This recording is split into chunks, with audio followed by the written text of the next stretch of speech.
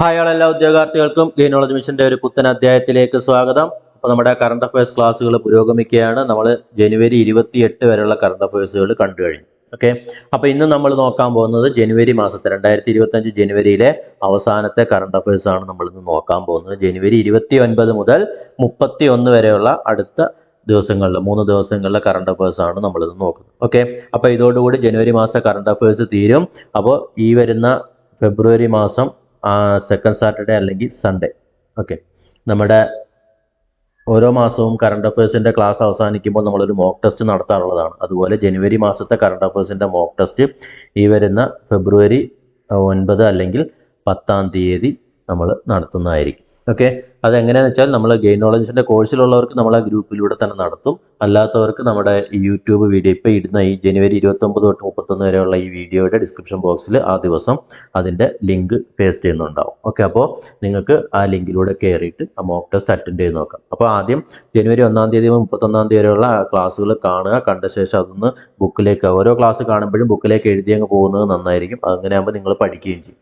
അപ്പോൾ അതിനുശേഷം എന്ത് ചെയ്യുക, ആ ലിങ്കിൽ കയറി അറ്റൻഡ് ചെയ്യുക. ഓക്കെ, അപ്പോൾ എല്ലാവരും നന്നായിട്ട് പ്രിപ്പയർ ചെയ്യുക. നമ്മൾ സിലബസ് അടിസ്ഥാനപ്പെടുത്തിയിട്ടുള്ള കറണ്ട് അഫയേഴ്സുകളാണ് നമ്മൾ ഈ ഒരു യൂട്യൂബ് ചാനലിലൂടെ നൽകി വരുന്നത്. PSC സിലബസിനനുസരിച്ച് വരുന്ന അതുമായി കണക്ട് ചെയ്ത് വരുന്ന ഒരുപാട് കാര്യങ്ങൾ നമ്മൾ ഇതിലൂടെ നൽകുന്നുണ്ട്. വെറുതെ ആവശ്യമില്ലാതെ വലിച്ചാണ്. നമ്മുടെ ലോകത്ത് ഒരുപാട് സംഭവവികാസങ്ങൾ നടക്കുന്നുണ്ട്. എല്ലാം ഒന്നും നമുക്ക് വേണ്ട. നമ്മുടെ സിലബസിനോട് കണക്ട് ചെയ്തിരുന്ന നിങ്ങൾക്ക് 1 മാർക്ക് പോലും നഷ്ടപ്പെടാതിരിക്കാൻ വേണ്ടിയിട്ടാണ് നമ്മൾ ഇങ്ങനെ ഒരു എക്സസൈസ് ചെയ്യുന്നത്. ഓക്കെ, മുമ്പ് നമ്മൾ കോഴ്സിലൂടെ PDF നോട്ട് കൊടുക്കുകയായിരുന്നു ചെയ്തുകൊണ്ടിരുന്നത്. അപ്പോൾ അതെന്ന് വെച്ചാൽ അതിൽ നിന്നൊക്കെ ഒരുപാട് മാർക്ക് കഴിഞ്ഞ LDC പരീക്ഷയ്ക്ക് കുട്ടികൾക്ക് സ്കോർ ചെയ്യാൻ പറ്റിയത് കൊണ്ടാണ് ഇപ്പോൾ ബാക്കിയുള്ളവർക്കും കൂടെ പ്രയോജനപ്പെടാൻ വേണ്ടിയിട്ട് ഇങ്ങനെ ചെയ്യുന്നത്. ഓക്കെ, അപ്പോൾ തീർച്ചയായിട്ടും എല്ലാവരും നോട്ട് ചെയ്ത് കൃത്യമായിട്ട് പഠിച്ചു പോവുക. ഓക്കെ, അപ്പോൾ നമുക്കിന്ന് നോക്കാം ജനുവരി 29 മുതൽ 31 വരെയുള്ള കറണ്ട് അഫയേഴ്സ്. ഓക്കെ, ആദ്യം തന്നെ ജനുവരി 29 ഒരു പ്രത്യേകതയാണ് ദേശീയ പത്രദിനം. ദേശീയ പത്രദിനം എന്നാണ് ജനുവരി 29. ദേശീയ പത്രദിനം എന്ന് പറയുന്നത് ജനുവരി 29.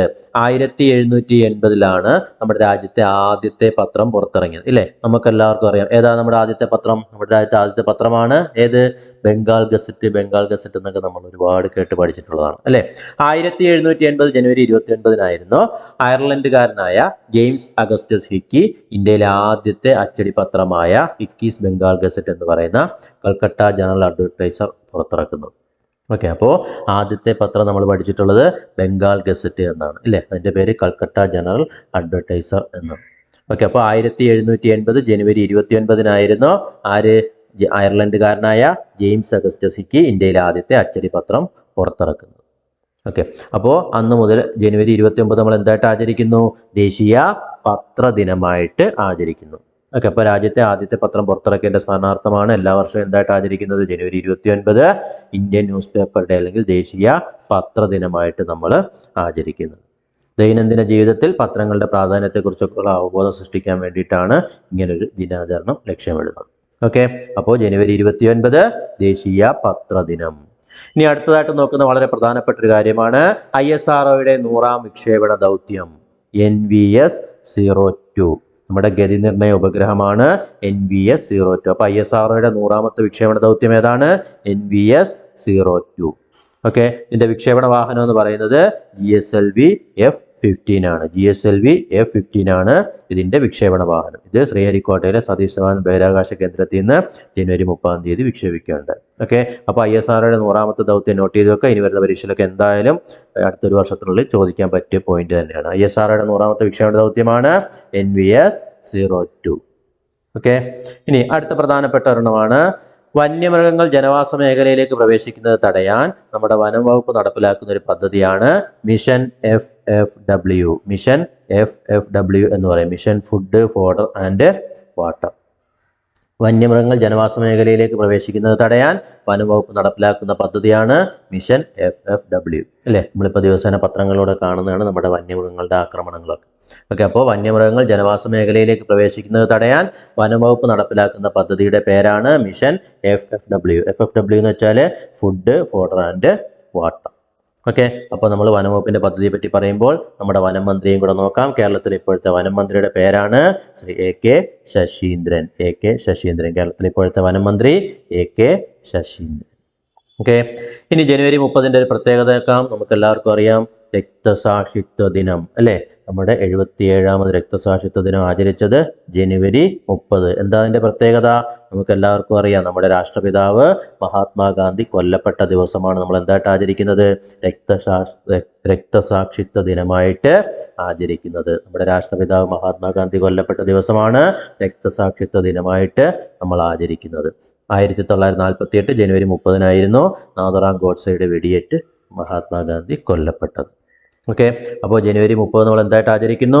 രക്തസാക്ഷിത്വ ദിനമായിട്ട് ആചരിക്കുന്നു. ഓക്കെ, അതിനെപ്പറ്റി പറയുമ്പോൾ ഒരു കാര്യം കൂടെ പറയാം. ഗാന്ധിജിയുടെ സമാധി സ്ഥലമാണ് ന്യൂഡൽഹിയിലെ രാജ്ഘട്ട് കേട്ടോ, അതുകൊണ്ട് ഒന്ന് നോട്ട് ചെയ്ത് വെച്ചേക്കുക. ഗാന്ധിജിയുടെ സമാധി സ്ഥലം ന്യൂഡൽഹിയിലെ രാജ്ഘട്ടാണ്. ഓക്കെ, അതുപോലെ ജനുവരി 30 മറ്റൊരു പ്രത്യേകതയാണ് ദേശീയ കുഷ്ഠരോഗ വിരുദ്ധ ദിനം. ദേശീയ കുഷ്ഠരോഗ വിരുദ്ധ ദിനമാണ് ജനുവരി 30 എന്ന് പറയുന്നത്. അപ്പം ജനുവരി 30 മറ്റൊരു പ്രത്യേകത ദേശീയ കുഷ്ഠരോഗ വിരുദ്ധ ദിനം. ഓക്കെ, അത് പറയുമ്പോൾ അതുമായി ബന്ധപ്പെട്ടൊരു പരിപാടിയും കൂടെ പറയാം. കുഷ്ഠരോഗ നിർമ്മാർജ്ജനം ലക്ഷ്യമിട്ടുകൊണ്ട് ആരോഗ്യവകുപ്പ് സംഘടിപ്പിക്കുന്ന പരിപാടിയുടെ പേരാണ് അശ്വമേധം. അശ്വമേധം കുഷ്ഠരോഗ നിർമ്മാർജ്ജനം ലക്ഷ്യമിട്ടുകൊണ്ട് നമ്മുടെ സംസ്ഥാന ആരോഗ്യവകുപ്പ് സംഘടിപ്പിക്കുന്ന ഒരു പരിപാടിയാണേത്? അശ്വമേധം. അശ്വമേധം. ഓക്കെ, ഇനി അടുത്ത ഒരു കേന്ദ്ര സർക്കാരിൻ്റെ ഒരു മിഷനാണ് ഹരിതോർജ്ജ സാങ്കേതിക വിദ്യകൾ പ്രോത്സാഹിപ്പിക്കുന്നത് ലക്ഷ്യമിട്ടുകൊണ്ട് കേന്ദ്ര സർക്കാർ രൂപം നൽകുന്ന പുതിയ ദൗത്യമാണ് national critical mineral mission. National critical mineral mission. ഹരിതോർജ്ജ സാങ്കേതിക വിദ്യകൾ പ്രോത്സാഹിപ്പിക്കുക എന്ന ലക്ഷ്യത്തോടു കൂടി കേന്ദ്ര സർക്കാർ രൂപം നൽകുന്ന പുതിയ ദൗത്യമാണ് national critical mineral mission. National critical mineral mission. Okay, അതുപോലെ നമ്മുടെ എക്സൈസ് വകുപ്പ് ആവിഷ്കരിച്ച പുതിയൊരു പദ്ധതിയാണ് നേർവഴി എന്ന് പറയും. സ്കൂൾ വിദ്യാർത്ഥികൾക്കിടയിലെ ലഹരി ഉപയോഗം ഇല്ലാതാക്കാൻ എക്സൈസ് വകുപ്പ് ആരംഭിച്ച പുതിയ പദ്ധതിയാണേത്? നേർവഴി. നേർവഴി. സ്കൂൾ വിദ്യാർത്ഥികളിലെ ലഹരി ഉപയോഗം ഇല്ലാതാക്കാൻ എക്സൈസ് വകുപ്പ് ആവിഷ്കരിച്ച പദ്ധതിയാണ് എന്ന് പറയുന്നത് നേർവഴി എന്ന് പറയുന്നത്. ഓക്കെ, അപ്പോൾ ഇത്രയും കാര്യങ്ങളാണ് ഈ ജനുവരി 29 മുതൽ 31 വരെയുള്ള ദിവസങ്ങളിൽ കറണ്ട് അഫയേഴ്സ് ആയിട്ട് തരാനുള്ളത്. ഓക്കെ, അപ്പോൾ എല്ലാവരും നോട്ട് ചെയ്ത് പഠിക്കുക. നമ്മുടെ ആദ്യമായിട്ടാണ് നമ്മുടെ ചാനൽ കാണുന്നതെങ്കിൽ സബ്സ്ക്രൈബ് ചെയ്യുക. അതുപോലെ കറണ്ട് അഫയേഴ്സുകൾ ജനുവരി 1 മുതലുള്ളത് കറണ്ട് അഫയേഴ്സ് 2025 എന്ന് പറയുന്ന പ്ലേലിസ്റ്റിൽ അപ്ലോഡ് ചെയ്തിട്ടുണ്ട്. അതുപോലെ 2024 നവംബർ ഡിസംബർ മാസങ്ങളിലത് കറണ്ട് അഫയേഴ്സ് 2024 എന്ന് പറയുന്ന പ്ലേലിസ്റ്റിലും അപ്ലോഡ് ചെയ്തിട്ടുണ്ട്.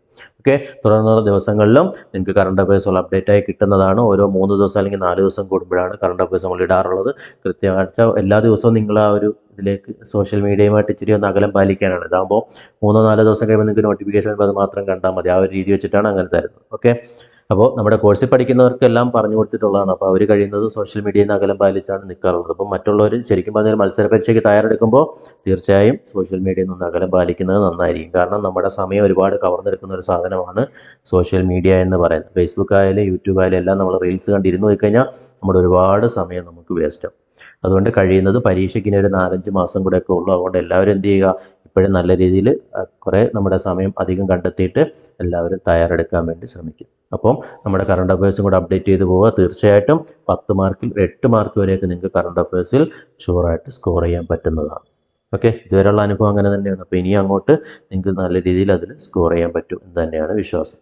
ഓക്കെ, അപ്പോൾ എല്ലാവരും നോട്ട് ചെയ്ത് പഠിക്കുക. അതുപോലെ ഗെയിൻ നോളജ് മിഷൻ്റെ റെഗുലർ കോഴ്സുകളെല്ലാം നമ്മൾ അഡ്മിഷൻ അവസാനിപ്പിച്ചിട്ടുണ്ട്. ഇനി റെഗുലർ കോഴ്സിലേക്കൊന്നും ആർക്കും അഡ്മിഷൻ ഇല്ല. കാരണം സെക്രട്ടറി അസിസ്റ്റൻറ്റ്, ഡിവിഷണൽ അക്കൗണ്ടൻറ്റ്, അതുപോലെയുള്ള നമ്മുടെ 10th ലെവൽ പരീക്ഷകൾ, പിന്നെ യൂണിഫോം പോസ്റ്റ്, ഇത്രയും തസ്തികൾക്ക് വേണ്ടിയിട്ടുള്ള കോഴ്സുകൾ നമ്മൾ ആരംഭിച്ചിട്ടുണ്ട്. അതെല്ലാം നമ്മുടെ ബാച്ച് ഫുള്ളാണ്. അഡ്മിഷനും ക്ലോസ് ആയി ഇനി കണ്ടിന്യൂസ് ക്ലാസ് അങ്ങ് നടന്നു പോയിക്കോളും. ഓക്കെ, ഇനി അത് കൂടാതെ പുതുതായിട്ട് തുടങ്ങുന്ന ഒരു സംഭവം എന്ന് പറയുന്നത് യൂണിഫോം പോസ്റ്റിന് തയ്യാറെടുക്കുന്ന ഉദ്യോഗാർത്ഥികൾക്ക് സ്പെഷ്യൽ ടോപ്പിക്കിൻ്റെ ക്ലാസ് ആർക്കെങ്കിലും വേണമെന്നുണ്ടെങ്കിൽ തീർച്ചയായും നിങ്ങൾക്ക് കോൺടാക്റ്റ് ചെയ്യാം. ഫെബ്രുവരി 2nd വീക്കോട് കൂടിയാണ് ആരംഭിക്കാൻ ഉദ്ദേശിക്കുന്നത്. ആർക്കെങ്കിലും ചേരാൻ താല്പര്യമുണ്ടെങ്കിൽ കോൺടാക്ട് ചെയ്യുക. സ്പെഷ്യൽ ടോപ്പിക്കിൽ വരുന്ന നമ്മുടെ CPOയ്ക്ക് എക്സൈസിന് വരുന്ന 20 മാർക്കിൻ്റെതും പിന്നെ SI പോലെയുള്ള പരീക്ഷകൾക്ക് വരുന്ന 45 മാർക്കിൻ്റെ സ്പെഷ്യൽ ടോപ്പിക്കിൻ്റെ ക്ലാസ്സുകൾ നിങ്ങൾക്ക് ഇവിടുന്ന് അത് മാത്രമായിട്ട് വേണമെങ്കിലും പഠിക്കാം. സ്പെഷ്യൽ ടോപ്പിക് ക്ലാസ്സുകൾ വരുന്നത് രാത്രി 10 മണി മുതൽ 11 മണി വരെയുള്ള സമയത്താണ്. കാരണം ഒരുപാട് പേര് ജോലിക്ക് പോകുന്ന ആൾക്കാരൊക്കെ ഉണ്ട്. പ്രത്യേകിച്ച് ആൺകുട്ടികളാണ് കൂടുതൽ യൂണിഫോം പോസ്റ്റിലേക്ക് ഇറങ്ങുന്നത്. അവർക്ക് മിക്കവാറും ആൾക്കാരൊക്കെ എവിടെയെങ്കിലുമൊക്കെ വർക്ക് ചെയ്യുന്നവരായിരിക്കും. അപ്പോൾ നിങ്ങൾക്ക് തീർച്ചയായിട്ടും പങ്കെടുക്കാൻ വേണ്ടിയിട്ടാണ് 10 തൊട്ട് 11 വരെ എന്നൊരു സമയത്തേക്ക് ആ കോഴ്സ് അറേഞ്ച് ചെയ്യുന്നത്. അപ്പോൾ തീർച്ചയായിട്ടും താല്പര്യമുള്ളവരുണ്ടെങ്കിൽ പങ്കെടുക്കുക. നിങ്ങൾക്ക് 100% ആ സിലബസ് കവർ ചെയ്തിട്ട് സ്പെഷ്യൽ ടോപ്പിക്കിൻ്റെ മുഴുവൻ കാര്യങ്ങളും ഒറ്റ കോഴ്സിലൂടെ തന്നെ നിങ്ങൾക്ക് എന്ത് ചെയ്യാൻ പറ്റും, പഠിച്ച് പോകാൻ പറ്റും. പോലീസിൻ്റെ മാത്രമാണെങ്കിൽ അങ്ങനെ, എക്സൈസിൻ്റെ മാത്രമാണെങ്കിൽ ഇങ്ങനെ, രണ്ടും കൂടെ ചേർന്നാണെങ്കിലും നിങ്ങൾക്ക് ഇവിടെ ലഭ്യമാണ്. ഓക്കെ, അപ്പോൾ സ്പെഷ്യൽ ടോപ്പിക്ക് ചേരാൻ താല്പര്യമുള്ളവർ അറിയിക്കുക. ഇനി നമ്മൾ ആ ബാച്ചും കൂടെ തുടങ്ങുന്നുള്ളൂ. അതിനുശേഷം അതുകൂടെ ക്ലോസ് ചെയ്ത് കഴിയുമ്പോൾ ഫുൾ ബാച്ച് ആയി കഴിയും ഈ വർഷത്തേക്കുള്ള. ഓക്കെ, അപ്പോൾ ഗെയിൻ നോളജ് മിഷൻ ഇങ്ങനെ ഓരോ പുതിയ പുതിയ സംഭവങ്ങളുമായിട്ട് ഇങ്ങനെ മുന്നോട്ട് പോയിക്കൊണ്ടിരിക്കുകയാണ്. അപ്പോൾ ചേരാൻ താല്പര്യമുള്ളവരുണ്ടെങ്കിൽ പറയാം. നമ്മൾ എല്ലാ ബാച്ചിൻ്റെയും പ്രത്യേകത നമ്മൾ 20 മുതൽ 25 പേർക്കൊക്കെയാണ് നമ്മൾ ഓരോ ബാച്ചിലും അഡ്മിഷൻ കൊടുക്കാറുള്ളത്. കാരണം ആ ഒരു ക്വാളിറ്റി നിലനിർത്താൻ വേണ്ടിയിട്ടാണ്. ആൾ കൂടിയാൽ പാമ്പ് ചാവത്തില്ല എന്നുള്ള കാര്യം നമുക്ക് എല്ലാവർക്കും അറിയാം. അതുകൊണ്ട് ആ ഒരു ക്വാളിറ്റി നിലനിർത്തിക്കൊണ്ട് പോകണമെങ്കിൽ കുറച്ച് പേരാണെങ്കിൽ ഞങ്ങൾക്ക് നിങ്ങൾ ഓരോരുത്തരെയും ശ്രദ്ധിച്ചുകൊണ്ട് മുന്നോട്ട് കൊണ്ടുപോകാൻ പറ്റത്തുള്ളൂ. ഓക്കെ, അപ്പോൾ മെൻറ്റർഷിപ്പ് സപ്പോർട്ട് എന്ന് പറയുമ്പോൾ അക്ഷരാർത്ഥത്തിൽ മെൻറ്റർഷിപ്പ് തന്നെയാണ്. അപ്പോൾ നിങ്ങൾ 25 പേരെ എടുത്ത് നിങ്ങൾ മാത്രം കോൺസെൻട്രേറ്റ് ചെയ്താണ് നമ്മുടെ ക്ലാസ്സുകൾ മുന്നോട്ട് കൊണ്ടുപോകും. ഓക്കെ, അപ്പോൾ ചേരാൻ താല്പര്യമുള്ളവരുണ്ടെങ്കിൽ തന്നിരിക്കുന്ന നമ്പറിൽ ബന്ധപ്പെടും. ഓക്കെ, അപ്പോൾ ആദ്യമായി കാണുന്നവർ ചാനൽ സബ്സ്ക്രൈബ് ചെയ്യുക.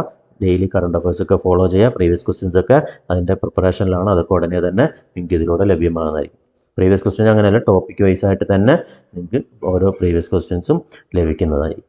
ഓക്കെ, അപ്പോൾ നമുക്ക് മറ്റൊരു അധ്യായമായി വീണ്ടും കാണാം. Thank you.